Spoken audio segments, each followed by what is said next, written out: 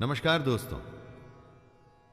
भगवत गीता के अध्याय 8 में, जिसका शीर्षक है अक्षर ब्रह्म योग, मैं शैलेंद्र भारती आपका स्वागत करता हूं।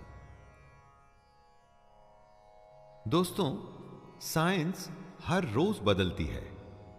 हर रोज एक नई डिस्कवरी यूनिवर्स की एक नई परत खोलती है।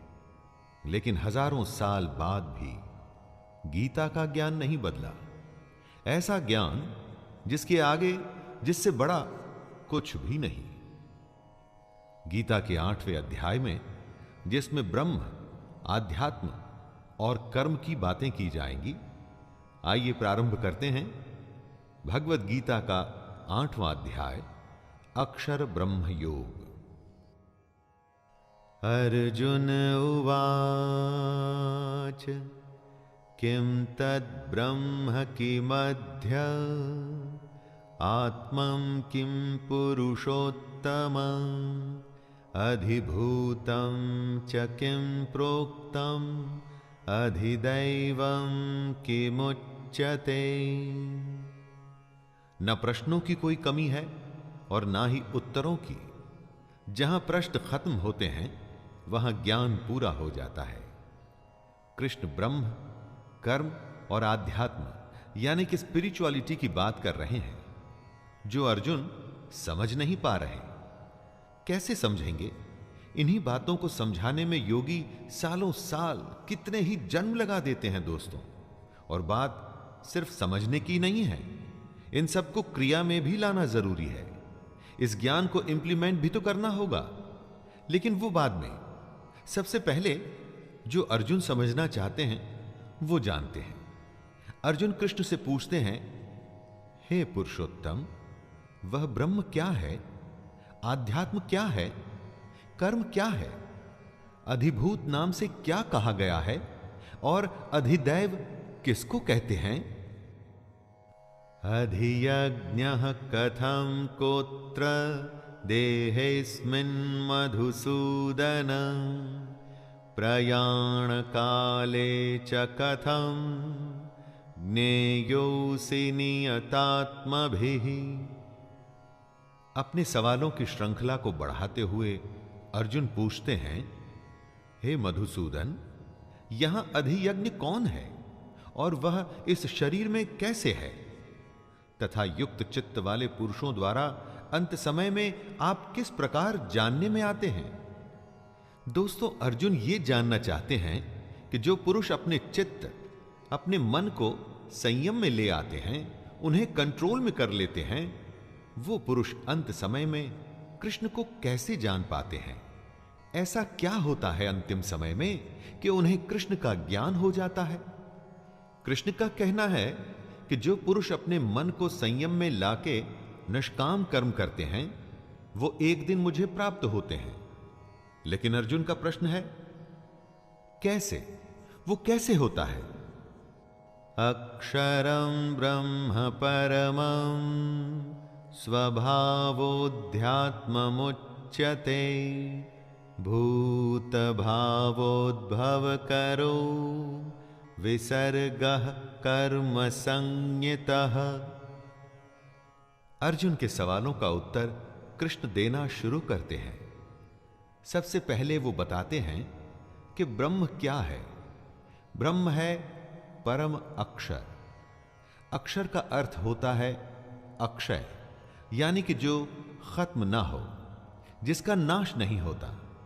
उसके बाद कृष्ण आध्यात्म की परिभाषा बतलाते हैं। अपनी आत्मा के स्वरूप को जानना ही आध्यात्म है। और फिर कृष्ण बताते हैं कि कर्म क्या है। भूतों के भाव को उत्पन्न करने वाला जो त्याग है, वह कर्म नाम से कहा गया है। हमारे अंदर हमारे स्वभाव की वजह से अलग अलग इच्छाएं पैदा होती हैं दोस्तों। इन इच्छाओं के त्याग को ही कर्म कहते हैं। इसे आप कर्म की फिलॉसॉफिकल एक्सप्लेनेशन की तरह भी समझ सकते हैं। अधिभूतं क्षरो भावः पुरुषश्चाधिदैवतम् अधियज्ञो हमेवात्र देहे देह भृतांवर। कृष्ण अर्जुन के प्रश्नों का उत्तर देते हुए इस श्लोक में बताते हैं कि अधिभूत, अधिदेव और अधियज्ञ क्या है। वो सारे पदार्थ जो खत्म हो जाते हैं, नष्ट हो जाते हैं, उन्हें अधिभूत कहा जाता है। यानी कि सारी दुनिया ही अधिभूत है। और जो अक्षर होता है, जिसका कभी नाश नहीं होता, वो अधिदैव है।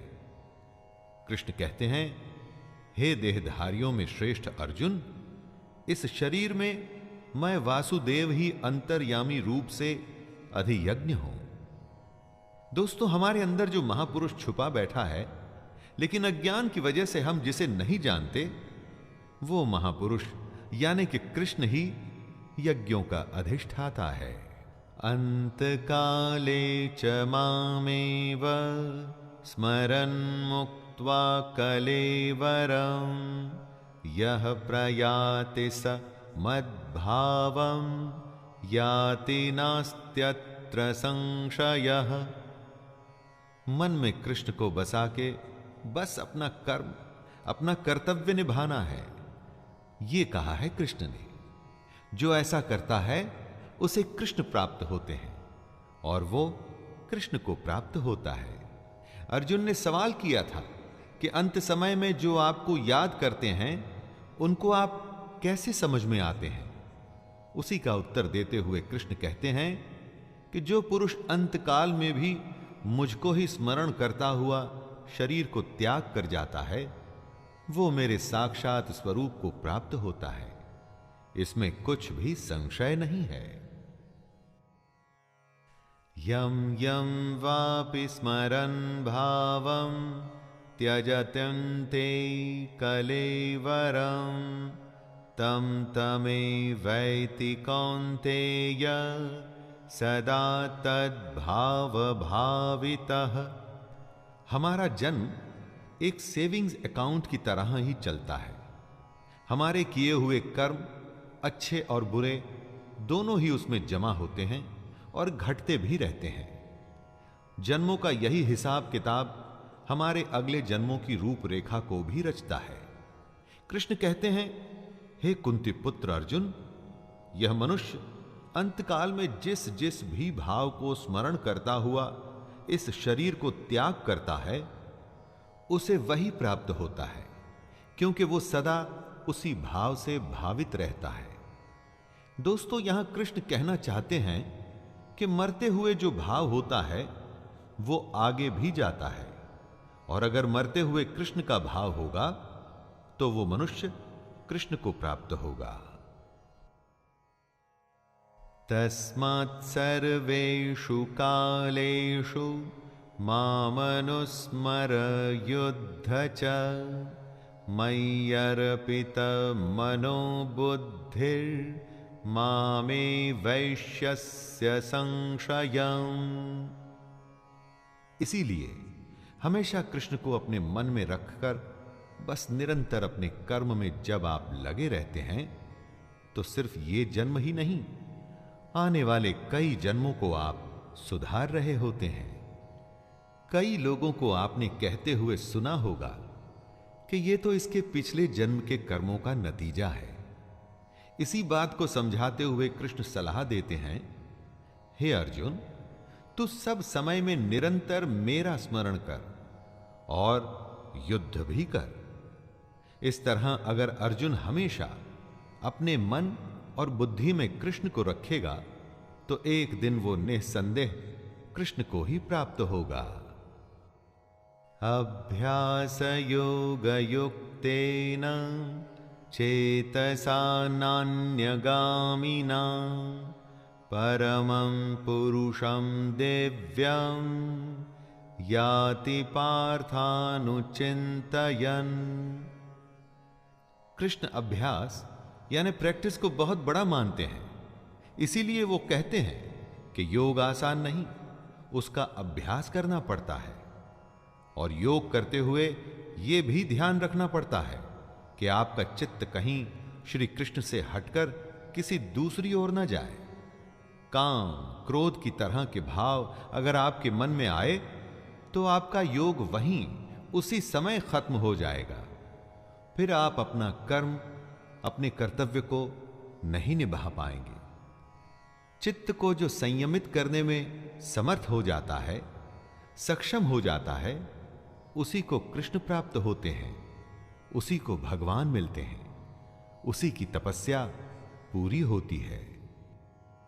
कविं पुराणमनुशासितारम् अणुरणीयांसमनुस्मरेद्यः सर्वस्य धातारमचिन्त्य रूपम् आदित्यवर्णं तमसः परस्तात्।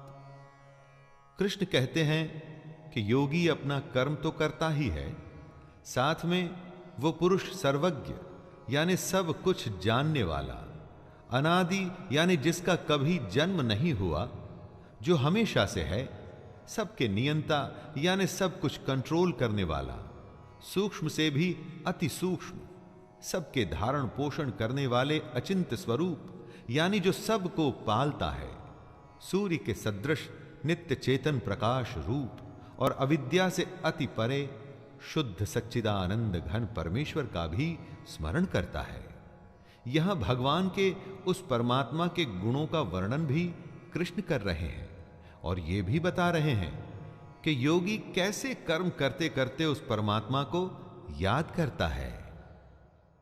प्रयाण काले मनसा चलेन भक्त्या युक्तो योग बलेन चैव भ्रुवोर्मध्ये प्राणमावेश्य सम्यक् सतं परं पुरुषमुपैति दिव्यम्।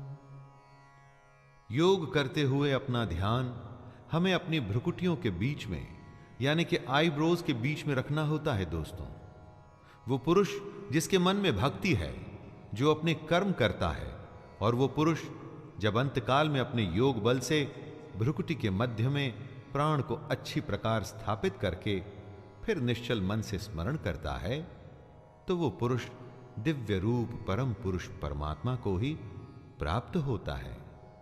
यहां कृष्ण बता रहे हैं कि कैसे अंतकाल के समय आप उस परमात्मा को याद कर उसी को प्राप्त हो सकते हैं। यदक्षरं वेदविदो वदन्ति विशन्ति यद्यत्तयो वीतरागाः यदिच्छन्तो ब्रह्मचर्यं चरन्ति तत्ते पदं संग्रहेण प्रवक्ष्ये।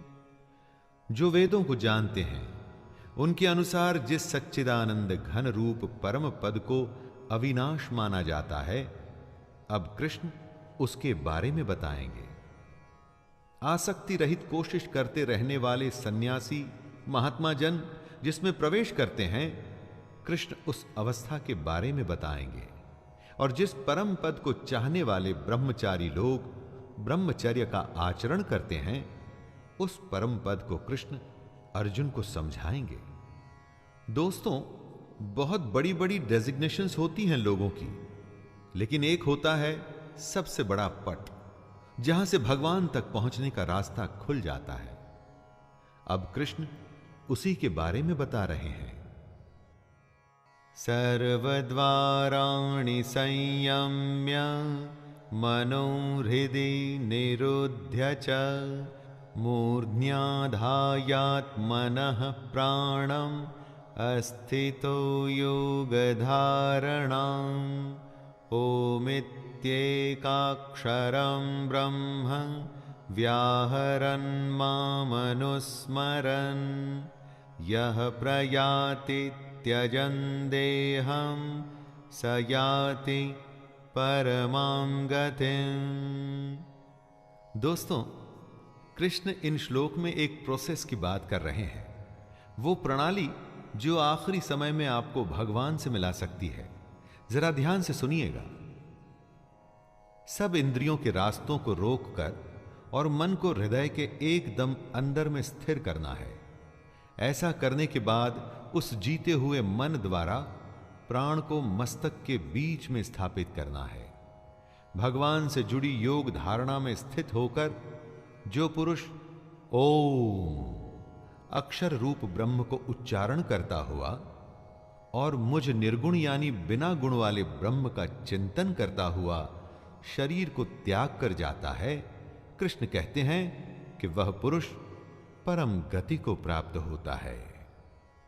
अनन्य चेता सततम यो मां स्मरते नित्यशः तस्याहं सुलभः पार्थ नित्ययुक्तस्य योगिनिः। प्रेमी प्रेमिका को आपने बहुत बार ये कहते हुए सुना होगा कि तुम्हारे सिवा मेरे दिल में और कोई है ही नहीं। कृष्ण भी कुछ ऐसा ही करने को कह रहे हैं दोस्तों, बस फर्क यह है कि प्रेम कृष्ण से ही होना चाहिए। सुनिए कृष्ण अर्जुन से क्या कहते हैं। हे अर्जुन, जो पुरुष मुझ में अनन्य चित्त होकर सदा ही निरंतर मुझ पुरुषोत्तम को स्मरण करता है, उस नित्य निरंतर मुझ में युक्त हुए योगी के लिए मैं सुलभ हूं, अर्थात उसे सहज ही प्राप्त हो जाता हूं। जिसके चित्त में कृष्ण के अलावा और कोई नहीं, कृष्ण उसी को प्राप्त होते हैं दोस्तों, किसी और को नहीं। यहां कृष्ण से मतलब उस परमात्मा से है जिसकी आत्मा हम सब में है। मामुपेत्य पुनर्जन्म दुःखालयम शाश्वतम् नाप्नुवन्ति महात्मानः संसिद्धिं परमां गताः। ब्रह्मा का एक मोमेंट हमारे कई सालों के बराबर होता है, इसीलिए हमारे जन्म को, धरती के इस जीवन को क्षण भंगुर कहा जाता है और साथ में इसे दुखों का घर भी कहा जाता है। परंतु जो कृष्ण का स्मरण करते हैं, अपने कर्म को निष्काम तरीके से करते हैं, अपने कर्तव्यों को निभाते हैं, उन्हें ही परम सिद्धि मिलती है। और ऐसी परम सिद्धि मिलने वालों को कृष्ण महात्मा जन कहते हैं। कृष्ण कहते हैं, ये महात्मा जन मुझको प्राप्त होकर दुखों के घर एवं क्षण भंगुर पुनर्जन्म को प्राप्त नहीं होते। यानी कि जिनको सच पता चल जाता है ना दोस्तों, सिद्धि उन्हें मिल जाती है, फिर वो पृथ्वी के इस क्षण भंगुर और दुख भरे जीवन में दोबारा नहीं आते। आ ब्रह्म भुवनान् लोकाः पुनरावर्तिनोऽर्जुन मामुपेत्य तु कौन्तेय पुनर्जन्म न वेद्यते। ब्रह्मा की दुनिया हो या हमारी ये धरती, ये सब लोग पुनरावर्ती हैं, यानी कि इनका खत्म होते ही शुरू होना भी तय है। एक तरह के रोटेशन में रहते हैं ये लोग, इसीलिए हमारी दुनिया को मृत्यु लोक कहा जाता है। यहां जन्म होता है और मृत्यु होती है, और यही चक्कर लगा रहता है। इसी बात को कृष्ण समझा रहे हैं। वो कहते हैं, हे कुंती पुत्र, मुझको प्राप्त होकर पुनर्जन्म नहीं होता, क्योंकि मैं कालातीत हूं और ये सब ब्रह्मादि के लोक काल द्वारा सीमित होने से अनित्य है। जो कृष्ण को प्राप्त हो जाता है दोस्तों, वो दोबारा जन्म नहीं लेता। ये सबसे बड़ी समाधि, सबसे बड़ी सिद्धि, सबसे बड़ा योग है। कृष्ण को प्राप्त हो जाने से बड़ा कुछ भी नहीं। सहस्रयुग पर्यंतम अहर्यद् ब्रह्मणो विदुः रात्रिं युग सहस्रान्तां ते होरात्र विदो जनाः। दिन बदलते हैं, मौसम भी बदलता है, और इसी तरह से काल बदल जाते हैं। काल आते हैं, जाते हैं, और एक सिलसिला चलता रहता है। हमेशा का एक चक्कर है जिसमें हम सब फंसे हुए हैं। जिसमें हम सब फंसे हैं वो झूठ है। जो ज्ञान हमको हासिल करना है वही तो सत्य है। कृष्ण कहते हैं कि ब्रह्मा का जो एक दिन है उसको 1000 चतुर्युगी तक की अवधि वाला जानो और रात को भी 1000 चतुर्युगी तक की अवधि वाला समझो। दोस्तों, हमारी और ब्रह्मा की दुनिया में समय का बहुत बड़ा फेर है और इसी को काल कहते हैं। जो पुरुष इस बात को तत्व से जानते हैं वे योगी जन काल को समझते हैं। अव्यक्ताद्व्यक्तयः सर्वाः प्रभवन्त्य हरागमे रात्र्यागमे प्रलीयन्ते तत्रैवाव्यक्त संज्ञके। जब ब्रह्मा का दिन शुरू होता है तो सारी दुनिया अस्तित्व में आ जाती है और ब्रह्मा की रात होते ही वापस ब्रह्मा में विलीन हो जाती है। जब ब्रह्मा का दिन शुरू होता है तो हम सब अपनी अव्यक्त बुद्धि के साथ इस दुनिया में आ जाते हैं। अव्यक्त इसलिए कि ज्ञान हमारे अंदर छुपा है, उसे जगाना है, उसे जानना है। ब्रह्मा के दिन रहते रहते अगर इस समय में हमें विद्या ज्ञान हासिल हो जाता है तो हम इस जन्म मृत्यु के चक्कर से बच जाते हैं, वरना ब्रह्मा की रात आते ही दुनिया खत्म हो जाती है और हम ब्रह्मा में ही लीन हो जाते हैं। भूतग्रामः स एवायं भूत्वा भूत्वा प्रलीयते रात्र्यागमे वशः पार्थ प्रभवत्य हरागमे। ब्रह्मा के एक दिन का मतलब होता है 1000 युग, जो लगभग 4.32 अरब साल बनते हैं। बहुत कुछ सुना है हमने कि यह दुनिया कैसे लाखों साल पहले शुरू हुई। कहते हैं कि सूर्य भी अपना आधा जीवन बिता चुका है। तो ब्रह्मा की आंख खुलते ही दिन शुरू होता है और भूत समुदाय जन्म लेता है, यानी कि एक नया ब्रह्मांड जन्म लेता है और फिर अरबों सालों के बाद प्रलय या किसी भी वजह से यह दुनिया खत्म हो जाती है और दोबारा बिग बैंग यानी कि ब्रह्मांड विस्फोटक से शुरुआत होती है और यह क्रम निरंतर चलता रहता है। परस्तस्मात्तु भावोऽन्यो व्यक्तो व्यक्तात् सनातनः यः स सर्वेषु भूतेषु नश्यत्सु न विनश्यते। जब ये दुनिया अस्तित्व में आती है तो हमारी बुद्धि अव्यक्त अवस्था में रहती है, इंद्रियों से दिखाई नहीं पड़ती, इसलिए हमें जागृत होना पड़ता है। ज्ञान हासिल करने के लिए योग और कृष्ण का आसरा लेना पड़ता है। लेकिन इस अव्यक्त बुद्धि से भी परे जो है वो है सनातन अव्यक्त भाव। ये सनातन अव्यक्त भाव ही कृष्ण का धाम है। ये भाव भी हमारे अंदर ही छुपा होता है दोस्तों, बस हमें इसे जगाना होता है, इसे पहचानना होता है। यह भाव अविद्या में अचेत यानी कि अनकॉन्शियस होता है और विद्या आ जाने से कॉन्शियस हो जाता है। अव्यक्तोऽक्षर इत्युक्तस्तमाहुः परमां गतिं यं प्राप्य न निवर्तन्ते तद्धाम परमं मम। जब हम जन्म लेते हैं तो हमारे अंदर सनातन अव्यक्त भाव होता है। इसी बात को कृष्ण समझाते हुए कहते हैं कि ये जो अव्यक्त है ना, इसे ही अक्षर नाम से पुकारा गया है। इसी अक्षर नाम के अव्यक्त भाव को परम गति कहते हैं। हे अर्जुन, इसी सनातन अव्यक्त भाव को प्राप्त होकर मनुष्य वापस नहीं आते, वही मेरा परम धाम है। दोस्तों, अपने अंदर इसी छुपी हुई भावना को पहचानना होता है।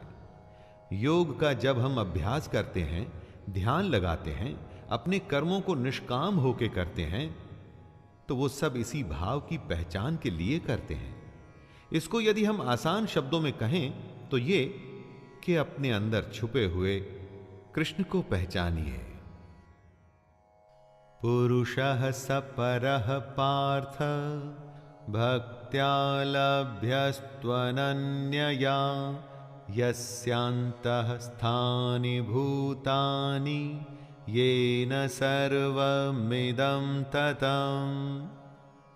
ये जो पूरी दुनिया है, सारे भूत हैं, जितने भी जीव और निर्जीव हैं, ये सारे उसी परमात्मा में से आए हैं। जो भी हमको दिखता है ये उसी परमात्मा का ही रिफ्लेक्शन है। और अगर ऐसे परमात्मा को हासिल करना है तो सिर्फ अनन्य भक्ति से ही हो सकता है। अनन्य भक्ति यानी कि ऐसी भक्ति जिसमें आपके श्रद्धेय के सिवा आपके मन में, आपके चित्त में और कोई नहीं हो।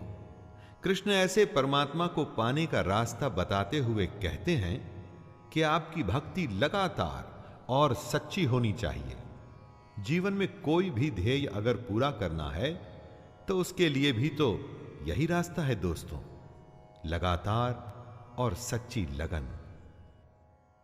यत्र काले त्वनावत्तिम आवृत्तिम चैव योगिनः प्रयाता यान्ति तं कालं वक्ष्यामि भरतर्षभ। जिनको इस जन्म में ज्ञान हासिल हो जाता है, जो अपने अंदर के परमात्मा को पहचान जाते हैं, उनका पुनर्जन्म नहीं होता दोस्तों। लेकिन जो ऐसा नहीं कर पाते, उनका फिर से बार बार जन्म होता रहता है। हम किस समय अपनी देह को त्याग रहे होते हैं, उसका भी बहुत बड़ा महत्व है।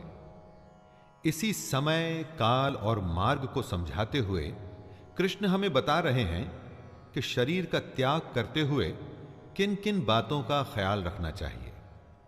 आपको याद होगा कि कैसे भीष्म पितामह बाणों की सेज पर लेटे रहे और सही समय आने पर ही उन्होंने अपने शरीर का त्याग किया था।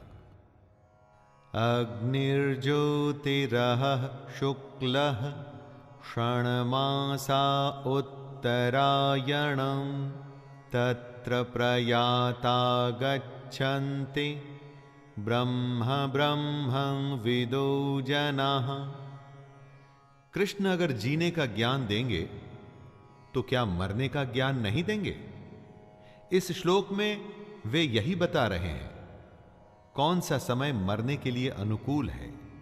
जिस काल में सूर्य चमक रहा हो, ज्योतिर्मय अग्नि जल रही हो, शुक्ल पक्ष का चांद बढ़ रहा हो, उत्तरायण का सुंदर आकाश हो, ऐसे काल में देह त्यागने वाले को ब्रह्म मिलता है। जो ऐसे समय में अपनी देह त्यागते हैं, मृत्यु को प्राप्त होते हैं, उनका पुनर्जन्म नहीं होता। दिन रोशनी, ज्ञान और विद्या का प्रतीक है। शुक्ल पक्ष निर्मलता से जुड़ा हुआ है। अग्नि को ब्रह्म तेज का प्रतीक माना गया है। धूमो रात्रिस्तथा कृष्ण षण्मासा दक्षिणायनं तत्र चांद्रमसं ज्योतिर्योगी प्राप्य निवर्तते। कृष्ण जीने के साथ साथ मरने का भी सलीका सिखा रहे हैं।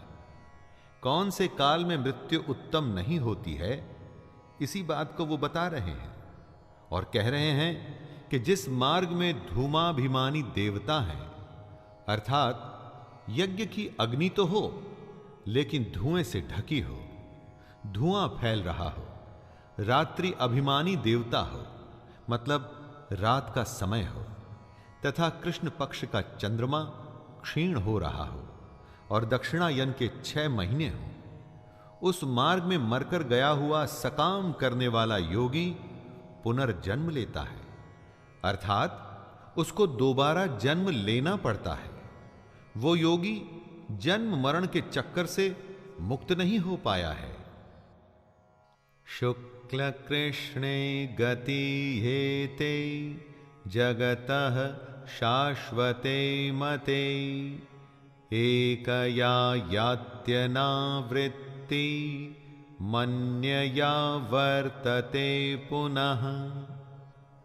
जगत के ये दो प्रकार हैं, शुक्ल और कृष्ण। एक में चंद्रमा बढ़ता है और दूसरे में घटता है। शुक्ल पक्ष में गया हुआ योगी फिर नहीं आता, उसे वापस नहीं लौटना पड़ता, उसको परम गति प्राप्त होती है। और कृष्ण पक्ष में जब कालिमा हो और प्रकाश क्षीण हो, ऐसे समय में गया हुआ योगी वापस आता है, अर्थात जन्म मृत्यु को प्राप्त होता है। जब तक योगी को पूर्ण प्रकाश न मिले तब तक उसे भजन करना है। योगी सही समय पर ही प्राण त्याग सकता है। अगर समय सही नहीं तो उसको इंतजार करना होगा। नैते श्रुति पार्थ जानन योगी मुह्यति कश्चन तस्मात् सर्वेषु कालेषु योगयुक्तो भवार्जुन। मृत्यु के सही समय को समझाते हुए कृष्ण कहते हैं, हे पार्थ, इस प्रकार इन दोनों मार्गों को तत्व से जानकर कोई भी योगी मोहित नहीं होता, क्योंकि योगी जानता है कि अगर उसे पूर्ण प्रकाश मिला तो ब्रह्म प्राप्त होगा, क्षीण प्रकाश में वो दोबारा आएगा। दोनों ही गतियां शाश्वत हैं, यानी हमेशा के लिए।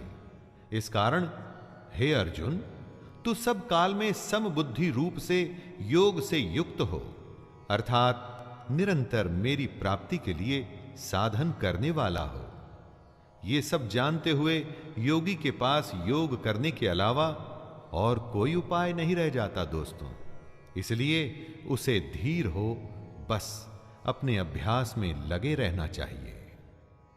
वेदेषु यज्ञेषु तपः शुचैव दानेषु यत् पुण्यफलं प्रदिष्टम् अत्येतत् सर्वमिदं विदित्वा योगी परं स्थानमुपैति चाद्यम्।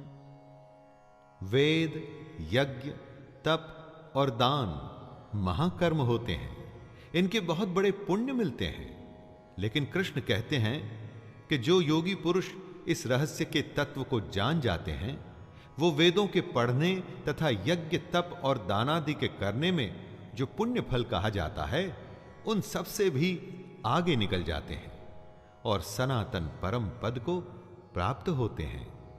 जो परमात्मा के रहस्य को समझ गया, असली तत्व को जान गया ना दोस्तों, तो उसके लिए वेद पढ़ने की कोई आवश्यकता नहीं।